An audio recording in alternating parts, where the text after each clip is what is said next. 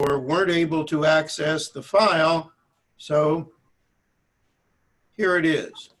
I'll take it up and take it down periodically, because when I have it up, it's difficult for me to see what's going on with you all and if anybody has questions. So I won't have it up all the time. Hello, Lou. Good morning, Danny. Hope you're well. Yeah. So before we go back to the text, I just want to reiterate what I think is the central point in this segment of Pirkei Avot. You see in this chapter, the rabbis organizing many things into groups of 10. All right, so the Mishnah that we started on last time and that we'll be focusing on as we get rolling is about 10 miracles that were performed for our ancestors in the temple. Right? And eventually we will come to some other groups, other numbers, groups of 7, groups of 4 kinds of people, 4 kinds of character traits, etc., etc. Right? And I would just remind you that this is what the rabbis do in a time of chaos, in a time of uncertainty. What do? They try to organize things. They try to put things into different groups, into organizing information into a meaningful pattern, right? I think something similar is happening on our news reports today, right? Because we're in a fairly chaotic time. So what does the news do? The news attempts to break it down into facts and figures, right? In addition to the usual 10 o'clock news sensationalism. What, at least, I think, many of the news outlets have been trying to do is to break the problem down into manageable facts, right? They, how many people have gotten the virus? How many people have died from the virus? How many new cases do we have over yesterday? How many people have recovered, etc., etc.? It's all an attempt to organize all the chaos that we're living with right now into certain meaningful facts and figures. It doesn't help. Well, it may help some people, Ann. I think it helps people to be able to look at specific facts and figures and to make sense out of that. No, it doesn't change the ultimate fact that, yes, we are living in very scary times. And I would say the rabbis also lived in very scary times. And what they tried to do was to manage that by organizing it into certain groups, certain numerical values, and into the breadth of Jewish law as it developed, really as they developed it. Right? So with that in mind, yeah, Lou. Analogous to all of that is the way we're taught in school. If we were studying World War II, for example, we wouldn't be thrown 17 books and say, read these and you'll learn about World War II. There has to be some order to what we're being taught and how it's broken down. And the first teaching in this chapter, which talks about the 10, where am I here? 10, The world is 10 created by 10 created in utterances. 10 utterances, and they're broken. They're listed elsewhere, but if God didn't create the world one step at a time, it would go from chaos to chaos. And by breaking it down, there's some order to it. Yes. And in fact, much of the time, the world seems pretty chaotic. And even if we're living in so-called normal times, there's still many elements of chaos. You don't know when something's going to get stolen from you, or when someone you know is going to get sick. And that's out of the normal order, right? But you try to make sense of it, and you try to develop a certain sense of control to the degree that we can. And no, we can't completely control, the chaos of the universe. But we try to manage it.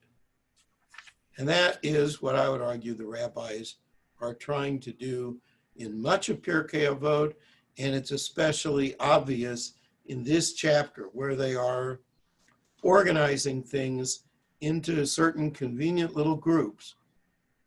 And these are maybe key little facts that they organize in a certain way so as to make the world a little less chaotic, so as to emphasize God's order. And, for most of us, most of the time, the world does proceed in its normal way, right? The sun goes up in the morning and it goes down at night. Why? Because that's the way life is. Most of the time, life is pretty dependable.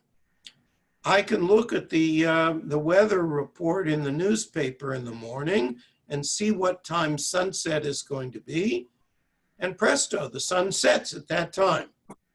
That's pretty dependable. I like that that's dependable, right? And we should be grateful for the amount of dependability that we have in the world. But that also helps us to manage the parts of life that are not within our control or our understanding. So with that introduction, let's go back to this Mishnah number 7 in chapter 5. The 10 miracles were performed for our ancestors in the temple. And we looked last week at the first one that said no woman miscarried from the scent of the sacrificed meat, no matter how smelly the temple stockyards were. Okay? Number 2, right? This seems a little more impressive. It says the sacrificial meat never spoiled. Imagine that, hundreds of years of sacrifices being brought to the temple, and never was there a piece of meat that spoiled. I'm not sure I really believe that, but the rabbis claim that was one of the miracles of Jerusalem. Number 3 says no fly was ever seen in the slaughterhouse. What a miracle that would be, right? If there were hundreds of animals around and no flies to prey on them, right? And also to distract all the people who brought their animals for sacrifice. Yes, Lou? I've always thought that all of the sacrifices, the killing, shedding, was done on the altar, not in a slaughterhouse. I can understand a house or barn or pen where the animals were kept, but was all of the killing done at the altar, or was it done elsewhere? Well, most of it is done at the altar, and even if there are parts that are not, it's all done within the temple. So however you look at it, it is within a fairly small area, right? So this would be a miracle, right? If there were all these animals and no flies. Is, that never happens, or in the stockyards that I'm familiar with. And I grew up not so far from the stockyards of Oklahoma City, so and beef was big there. Right? Number 4, there were all sorts of ways in which the Kohen Gadol, the high priest, could have become impure, which would have caused the need for a pinch hitter on Yom Kippur. And that also never happened. I mean, the rules of the purity rules in those times were very complicated. And it was entirely possible that the Kohen Gadol would have an accident and become impure in some way. But, say the sages, never happened. Okay? Number 5, it says rain never put out the fire on the altar. All right, there is a rainy season in Israel. If you've been in Israel in the winter, it rains frequently in Jerusalem. Occasionally, it's a very hard rain. Right? And here's the miracle. It never put out the fire in the temple, never interfered with the bringing of the sacrifices. For them, the fire on the altar is kind of like our ner tamid, our, the perpetual light in the sanctuary, the light that is a symbol of God's constant presence. So, amazing. The fire never went out. Okay. Number 6, a column of smoke was never put out by the wind. And again, if you've been in Jerusalem, it could get a little windy there. Right?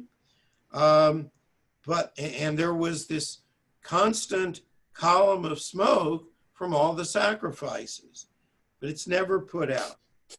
The column of smoke, by the way, it's interesting, the rabbis think of that as suggestive of the connection between heaven and earth, right? And you never want to lose that. And so when they say this was never put out by the wind, they're saying the connection was never lost, right? So we like that. We want to make sure the connection stays steady. Next, it says that there was no defect found in certain things that were brought, the omer, the 2 loaves of bread, the showbread, right? All these things that were regularly a part of the splendor of the temple, but there was never any defect found in them. Once in a while you buy a loaf of bread and it doesn't turn out quite the way you wanted. You buy a roll and it doesn't taste fresh, right? It's all the same. Never happened back then, right? Even though it happens all the time today. Number 8, it was crowded in Jerusalem, but everyone had room to kneel or to prostrate themselves. Now, why was this an issue? Because on the festivals, all the men were supposed to come to Jerusalem.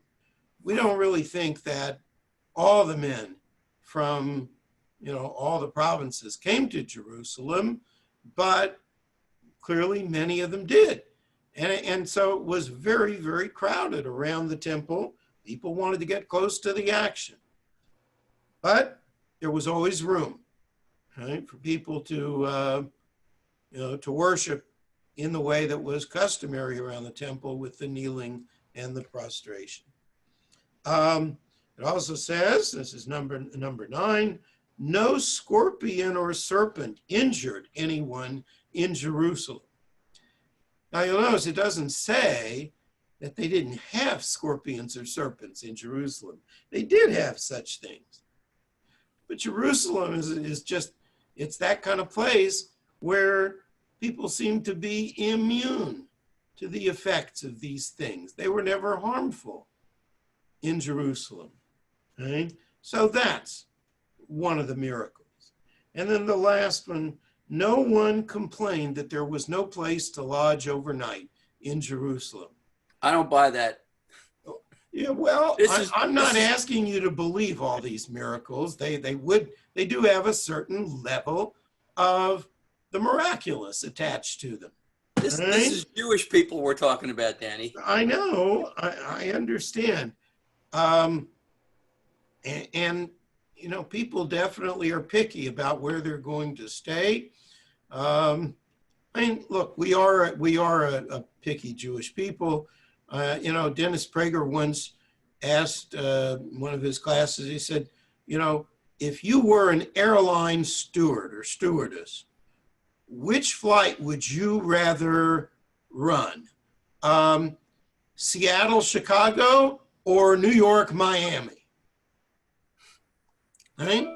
Which one would you be more likely to get a lot of complaints about? Right? This cantaloupe's not fresh. Right? That's, you deal with a Jewish group, you're always going to get complaints. We think that things should be right. And if it's not right 100%, then it's not right. Right?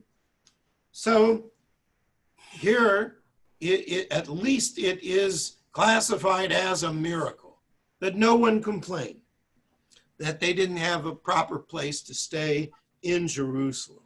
Now, the business with the scorpions and the serpents and the places to stay, these are not really about connection to God. They're about connection to community. If people felt that the area was too dangerous or that the space was too limited or too expensive, well, they wouldn't have been as likely to come. You would have had to take a chance, and people would be less willing to take that risk. The point is that the sages are saying that so many people did come. And so they felt like they were part of the Jewish people, that they were part of a larger purpose. Right? A few other points about this Mishnah. Rabbi Gordon Tucker comments that these assertions of miracles that took place in the temple, they are all suggestions of later rabbis. Possibly they are pious recollections that were passed down through the generations. Remember, this portion of Pirkei Avot is not written while the temple is still around. Right? So they're not literally reliable assertions, but they do tell you what people thought about the temple. The rabbis might have been ambivalent about the sacrifices and the domain of the Kohanim, who weren't always the best people for the job that they had. But the temple itself, was supposed to have been beautiful and uplifting, and it made people feel miraculous. Right? All these things that didn't happen, they were just part of, the daily miracles of life. And so that's what people associated with the temple. Excuse me. According to many Jewish philosophers, God stepped away from the world and put nature in place, and so miracles are going to be built into nature. But according to Jewish mystics, every miracle requires God's involvement. So every moment is a miracle. And the 13th century mystic Nachmanides says, by way of the great public miracles, we admit to the existence of hidden miracles in nature, which are the very foundation of the entire Torah. For we have no share in the Torah until we believe that all our affairs and events are miracles. In other words, everything, ultimately everything we experience is a miracle, and that's really a prerequisite to a Jewish view of the world. Yes, Ann? In the Amida, we come to the part where we say, we thank you for thy miracles, which are daily with us. Yes? I love that line. Yes. Everything's a miracle. Yeah. The miracles are present all the time, right? So that was a fundamental belief of the rabbis. And for many of them, this was a way of saying that, from looking at some of these big miracles, which were associated with the temple, at least they were part of the reputation of the temple, that they gave people to understand that every moment is a miracle. Other comments or questions about this text? Anyone?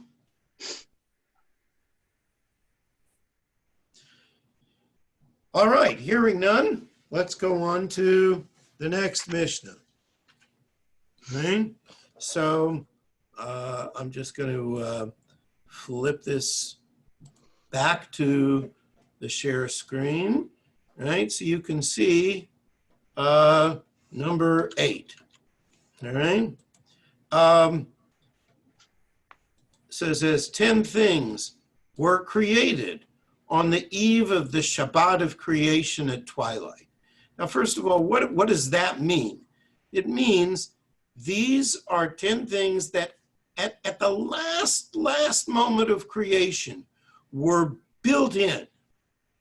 They were there, ready and waiting to become visible, all at the right time. Right? So what are these things? Right? These finishing touches of creation. They are, and each one has a critical purpose. Like we were saying before, everything is a miracle. Miracles are built into nature. Right? Maimonides said only when something is explicitly identified as a miracle and you can't reinterpret it as part of the natural order, am I forced to grant that it is a miracle. But of course, even the natural order is a miracle. The real miracle is in the timing with each of these things. And very interesting, this is like, the last moment before the first Shabbat begins, and God, by his own rules, has to stop creating, right? So, even God runs out of time before Shabbat, right? I mean, you know how it is. With Shabbat, there's always a lot to do at the last minute. There's a lot, I have this every week, before Shabbat, there's a lot of stuff to get ready. And it's true, other sacred times as well. Before Rosh Hashanah, there are 10 chores to do. And I could have done them before, but it seems like there's never really enough time for them. Same thing for God. Here he is on Friday afternoon, rushing to finish up all the last touches of creation, planning for all the little miracles that are going to be needed down the road in the twilight before the first Shabbat. I wonder if God feels the same way that we do after we light candles and we say, Dayenu, we're done. And of course, that beginning of Shabbat is really part of the sweetness of Shabbat. So here are the 10 things created on the eve of Shabbat. Okay? Let's just take this down for a moment. Okay? So the first one is the mouth of the earth. Right? The opening of the earth that was ready and waiting for what? To swallow Korach and his followers, so as to affirm the leadership of Moses. It was all provided for. See, here's what Nachmanides says in the 13th century about this. He says, the splitting of the earth was in and of itself not a new creation, but the earth opening its mouth to swallow up these people. That was something that had never before existed. Right? So that's number one. Number two, the well that accompanied the Israelites to provide water through the wilderness. You know, you don't usually get a well big enough for a crowd in the desert, right? But here we are, ready and waiting for the Israelites at the right time. Number three, the talking donkey of Balaam. It taught Balaam and everyone like him just how we should use our mouths and our words. You do have to admit that a talking jackass isn't the most uncommon miracle, but nonetheless, the fact that it was ready and waiting for Balaam, that's significant. Okay? Number four, the rainbow, the sign that there would never again be a flood, that God would be patient with the world, with future generations, and give them every chance to succeed. Number five, the manna that fed the people for 40 years. It's like having room service, like breakfast being brought to your door every day for 40 years. Right? Now we're a lot into takeout and delivery, but every day for 40 years, I don't think that's going to last that long. Right? Number six, the staff of Moses that brought about all the plagues and the other miracles that were done in order to redeem the Israelites from slavery, all provided for, all planned out in advance. Number seven is the shamir. What is the shamir? Well, the rabbis believed that there was a miraculous worm that was so hard and so sharp that it could split the hardest stone. Rabbinic legend has it that Solomon used it to cut the huge stones that were used to build the temple, that it was used to engrave the names of the tribes on the special shield worn by the high priest. Now, does anyone know why they needed the shamir in order to cut the stones for the temple? Yes, Ann, I know you know it. It was not allowed to use metal instruments on this. You couldn't use iron in the building of the temple. Why? Because iron was an implement of war, right? And so the normal things we would use to cut the stones for building of the temple, that was against the rules. And so how did it happen? Well, according to the rabbinic myth, there was this special worm. You needed a supernatural means to split such stones. And as you know, a lot of those stones are very, very large, incredibly heavy. Next, number 8, the writing. All right, so what does that refer to? It's the letters of the 10 Commandments that are written in the tablets, right?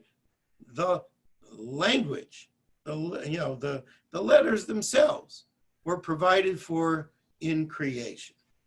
And number 9, the writing instrument that was used to write those letters, that's also set up in advance, And finally, number 10, the tablets themselves.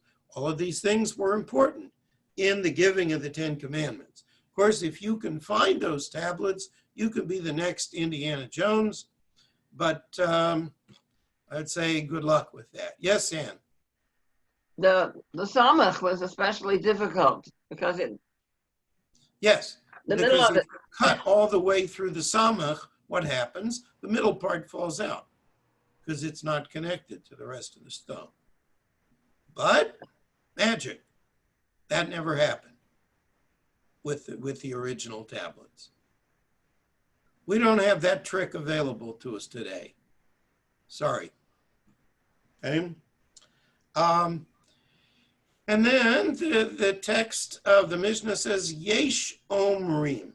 There are others who say that there was something else provided. Okay? So we get a few additions onto this list of 10. The first suggestion is mazikin. Well, you know the word mazik, right? Mazik means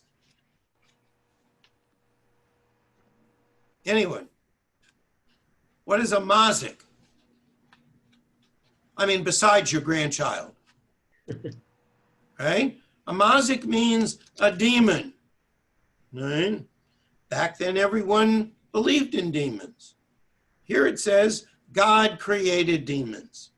Now, why would God create demons? The rabbi said that demons serve an important purpose, because when you're not living the way you should, the demons have a place to enter, and they are a warning that you need to get back on track. If only we knew exactly who needs to get back on track. Right? If only we knew who was responsible for all the demons in our lives, right? Yeah, that would make things a lot easier. Okay? All right, another item that purportedly was created on the edge of the first Shabbat, and that was the grave of Moses. Who knows where Moses is buried? no man knoweth his. No one can know. You're not allowed to know. Not supposed to know. Because if we did, people would have made a shrine out of it, sold cheap little tchotchkes at the burial place of Moses, maybe Moses bobbleheads, right? We don't want our community engaged in acts which could be interpreted as idolatrous worship of a human being. We aren't supposed to do that. Now, if you want to know what would happen if we do, go to the grave of Maimonides in Tiberias. I don't know if any of you have been there, but the next time you're in Tiberias, it's definitely worth a trip. What you'll see is, that they sell all sorts of cheap little stuff there. It's like, it's become just a little shrine. Right? Not that Maimonides doesn't deserve a certain amount of attention or that his burial place shouldn't be well kept up. It's just that it's become trivialized, all right? Or if you want, go to the grave of the Lubavitcher Rabbi in Queens. Right? You'll see why we shouldn't make that kind of place into a shrine. Right? For most of our people, it's fine that you set up a burial place. It's just a place to go back and reconnect with the people we remember and love. But we don't sell little tchotchkes there. Right? We just put a little stone on the grave so that everybody will know that the person hasn't been forgotten. And that's plenty. Right? That's all you need to do. The next thing, the ram of Abraham. Of course, when did Abraham need a ram? When he realized that he wasn't supposed to sacrifice his son Isaac. So the ram was prepared in advance to be available then to serve as a prototype for the idea that when an individual wants to serve God, wants to thank God, the opportunity will always be there, right? That's sort of, the lesson of the sacrifice of the ram, the presence of the ram at that moment. And then the last one, and this is another, Yeh Shomrim. Somebody else had a clever suggestion that God must have created the tongs that were used to make tongs. Why? Because, for us, at least certainly pre-industrial times, in order to make tongs, you need tongs, right? And so the rabbi said the original tongs had to have been made in a supernatural manner because you had to have one in order to make others. So this was God's contribution towards giving human beings a little help in developing the world. So all of these things are created in advance to anticipate certain occurrences, to anticipate certain needs. God invests a little bit extra at the very end of creation so that we could create a more effective world so that we would live up to our potential. And all of this, especially this last piece about tongs, is a way to convey the point that everything in creation should be traceable to a starting point. Everything starts somewhere. It may be telling us God made it at the last moment, but the point of emphasis is everything depends on the starting points of creation, and especially on God the Creator. Comments or questions up to here? Yes, Lou. A couple of them. So one, at least up to this point in this chapter, none of these things that were taught are attributable to a particular sage. It doesn't say Rabbi Akiva said or Correct. anything like that, all right? Correct. Seems, may have been a group effort, may have been, the anonymous editor of the Mishnah. We really don't know. And this particular one, why did the editor or anybody else who was involved need to feel that it was important to prescribe that these miracles were all done at the onset of the first Shabbat, in not just a supernatural way, but sort of an extra supernatural way? It wasn't enough that God created these things at the time they were necessary, that he had to create them at basically the beginning of creation. Mm-hmm. Why is that? Yeah, that's a great question, Lou. And I think the answer is probably something along these lines, right? The 6 days of creation, God creates the natural order. The end of creation is the creation of all the things yet to come, which go beyond the natural order, or at least appear to. Which would kind of infer, in a way, that Jonas Salk's discovery of a polio vaccine was set up by God at the end of the 6th day of creation. You can make a case for that. Anne? Well, if he made all these miracles at the beginning of creation, that means that he never had to do anything supernatural ever again, because he'd already paid that part of nature. Right. So it's a particular list of 10 things. Right. It expresses the belief that, God doesn't necessarily intervene at that moment, but in creation provided the appropriate measure that was kind of latent and then would bounce into action at the right time.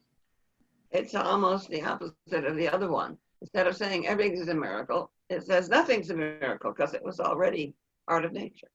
Yes, yes. It is. It's not a view that all the rabbis subscribe to, but there really are two camps among the rabbis. One is this more, it says miracles are built into nature. And the other is, God is always bringing about miracles. One last question about this particular teaching, the burial place of Moses, which we've always been taught that nobody knows where it is so that it wouldn't become a shrine. And yet, as you mentioned, the burial place of Maimonides and Isaac Luria in Sfat, and others, Nachman, Breslov, Yes. perhaps, Yes. in the Ukraine, Yes. and the Lubavitcher Rebbe. There are, I'll use the term in general, various Hasidim who feel that it's necessary to maintain these as shrines in direct opposition to the teaching that there should be no shrine. If Moses shouldn't have a shrine, why should anybody else? Well, one can argue that Moses is Moses and these other people are lesser folk, and therefore it's okay. But my position would be that in creating such shrines, we're elevating people to a level that maybe we should. I would agree with you. Yeah. Okay, Rabbi. Interesting. One more comment. We have a nephew who actually went on Rosh Hashanah with the Bratslavers. He's not a full-fledged Bratslaver. He's kind of a fellow traveler. He studies Rabbi Nachman's teachings, but he's not a full-fledged Bratslaver. And he went along with the crowd, leaving his wife and child behind for Rosh Hashanah. Now, I'm going to tell you, if I ever left my wife behind on Rosh Hashanah,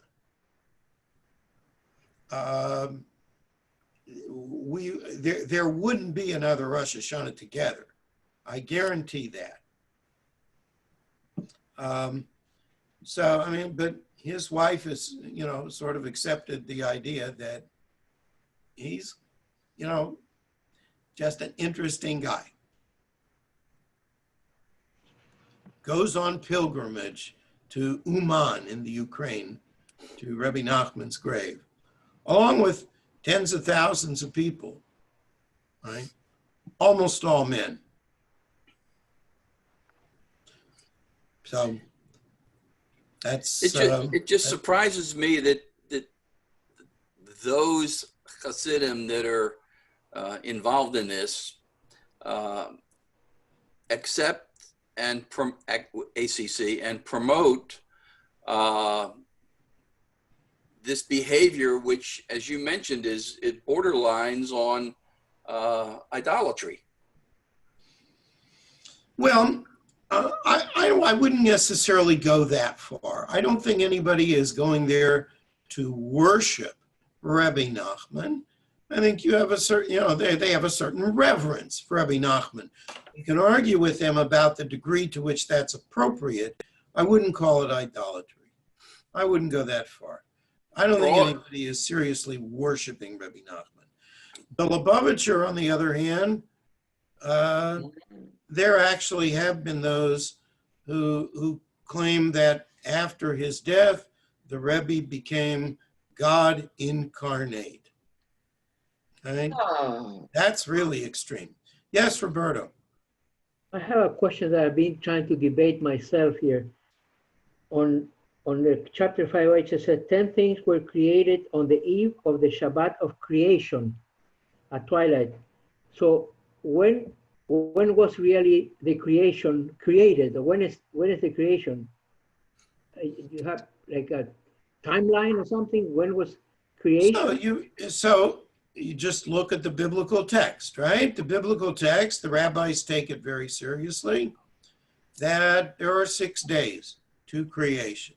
Yeah. And then all these other things are squeezed into the last second of the week before Shabbat. But when creation means that God created everything, right? Including Yes. the earth, the universe, everything, right? Yes. But when this happened, why, for example, I saw yesterday or the day before that some people found in a park a stone that is 4 million years old. How can they do that?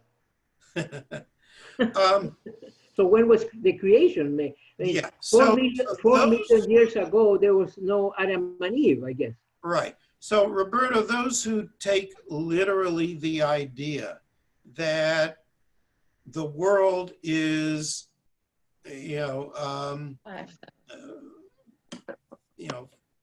what year is just it now? under 6,000 years old, those people are going to have a very hard time with those fossils, right? I would argue that the biblical text is not meant to be interpreted literally, that it is a story that gives us certain parameters. I don't think we should read it as a scientific account, and I would argue that the rabbis don't mean to read it as a scientific account. The approach of looking at the world as just under 6,000 years old came much later. And some of that, some of the impetus for that is a reaction against modernity, right? So when modernity comes along and overturns all the boundaries, that's when you try to really bolster up all those boundaries, maybe even more than was necessary, maybe more than the rabbis put up. Okay? Okay. Other comments or questions before we go on? Okay. I have a comment. Please. Okay. So we were talking, you were mentioning first about Moses, how that he has no shine because God's supposed to be took care of him. So I noticed same story, Elijah and Moses share the same concept as far as when they died. No one knows what happened. Elijah's supposed to be did not Up to die. heaven in a Avot. chariot of fire. Correct. And Moses, Right. God himself took care of him. So something common about those two personalities is they both don't have that all like they don't have like a partner or anyone but God. So it could be like as if when I don't know, I'm not sure where I'm going with this conversation, but I noticed about those two personalities, they share one thing in common, and I guess when they dedicate themselves all to God, He is taking care of them until the end. So right. So the tradition does give them a special role because they are not buried by human beings, right? Moses has his own burial place. We don't get to know that. Moses, is the greatest of the prophets, the one who had this close relationship with God for the last 40 years of his life. And so he has a special status.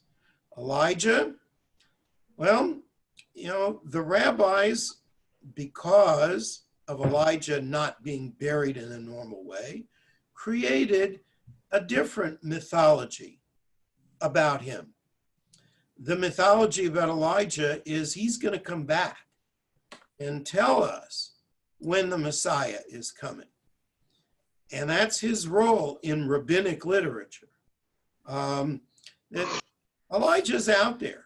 You know, he's disguised, but he's out there. He's out there with the lepers, binding up their wounds. He's out there watching people, watching over those who perform great deeds. And he's keeping an eye on the Jewish people too. Yes, Ann. We were mentioning Lubavitchers.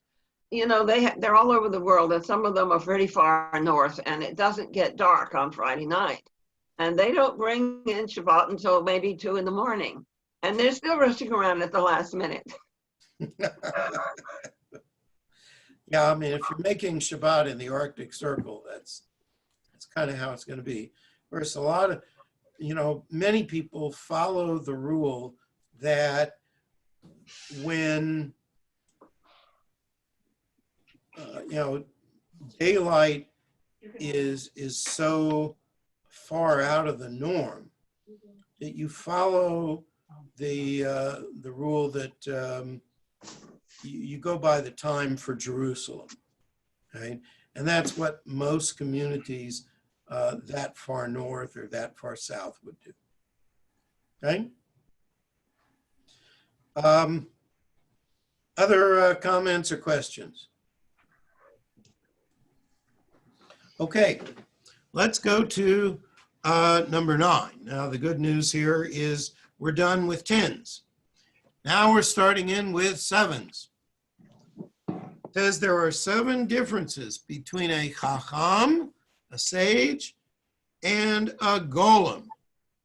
Now, a golem here is not literally a golem. You know, I mean, you've all heard the term golem, right? You know, how many of you, you know, some adult said to you, don't just stand there like a golem, right? Here, a golem, you know, I mean, the myth is a golem was a quasi-human being created by human beings, right? For mystical purposes, right? Here, a golem means a person who's a clod, right? Almost like a clod of earth, right? Which is a pretty nasty thing to say about somebody, right? That they're, oh, he's just a clod. We mean someone who's not cultured, right? Maimonides says that such a person might actually be a smart person, but his knowledge is all kind of confused and disorganized. He's too self-absorbed to bother with the truth and with analyzing the truth. He says, you know, there's a lot of detail out there, and you have to set aside your ego and look for the details and the answers. So it says big difference between a sage and a clod. What are the differences? There are 7. Number 1, such a person doesn't speak before someone greater in wisdom. The person who is wise, or at least is potentially wise, is more interested in acquiring wisdom than in showing how much they have. You know, the golem is the one who thinks, oh, I'm the smartest one in the room today. Number 2, oh yeah, oh Linda, you're not raising your hand. You're just knitting,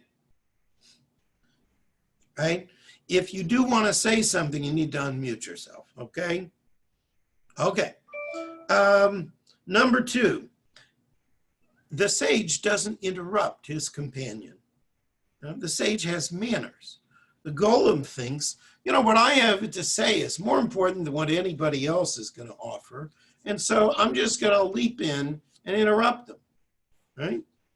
Number 3, the sage is not at a loss for an answer, right? Meaning that he has thought through things enough to where he has at least a tentative approach to whatever question is raised.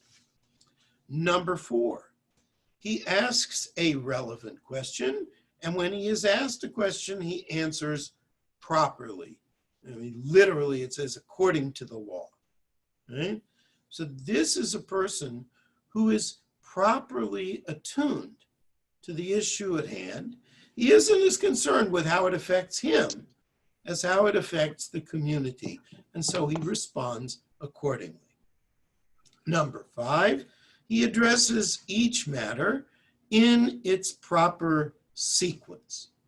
But when he has to analyze an issue, he works things out so that other people will get a complete picture in a proper progression, in a way that evolves logically.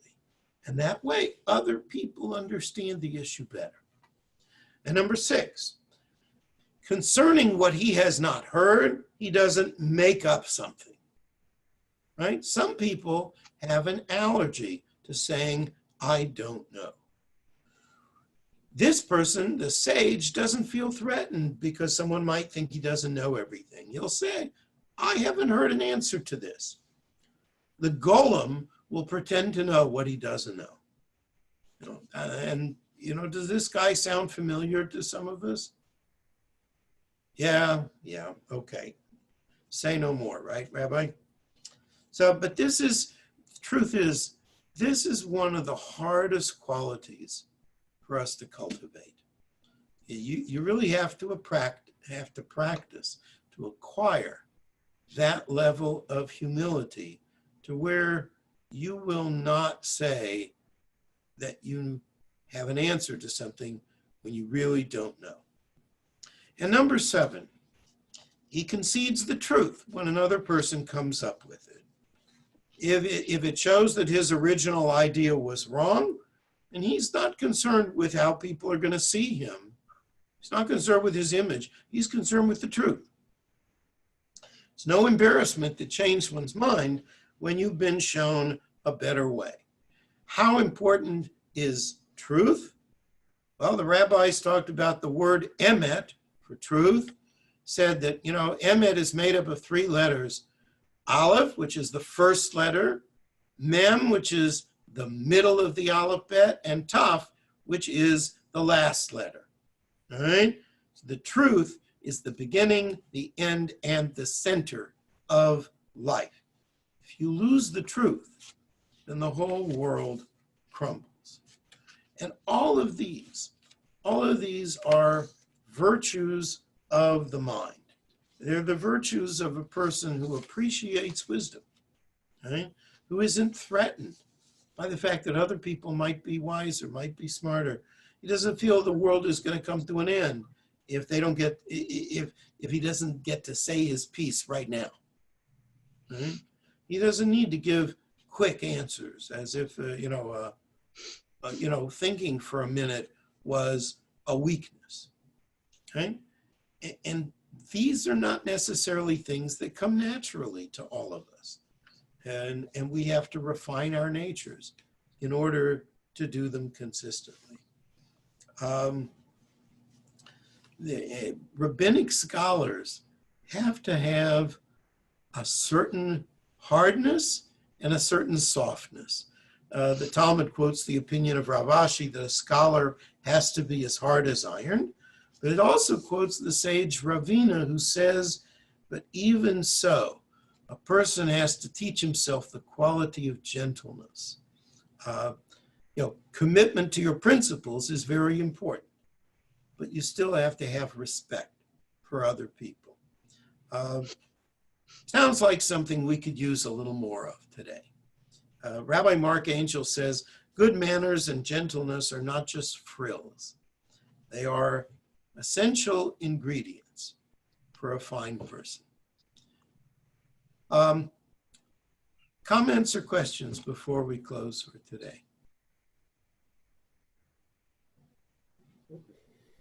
Okay. All right. Well, that will do it for today. We'll pick up here with a few further thoughts on this Mishnah next week. So thank you all very much for being here. Those of you who are in my second class, I'll see you at noon. See you later. Thank you all for being here. Thank you, Rabbi.